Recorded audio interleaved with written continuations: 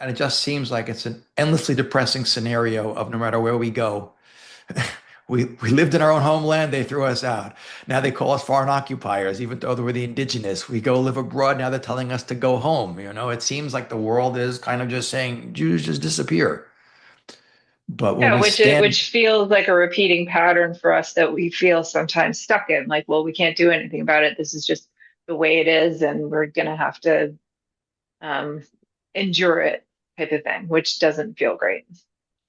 100%, but the difference is it comes in waves. It's not constantly.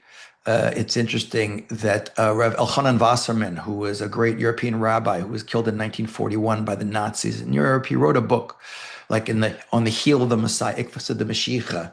And he talks about he's not the only one who mentions this. He talks about all of human history is like a pregnancy, and the end is like the labor and the delivery. And I know men should never talk about women giving birth, so you'll have to pardon me for that one. But especially the delivery, the end, which is clearly where we're in. People can go all the way back to like season one, episode one and two, and we go over the big picture and we talk about the 6,000 years of history from the end of day six of creation till the end of normative history. That last little period of time, that period that's redemption, messianic era, that is parallel in this analogy to the birth.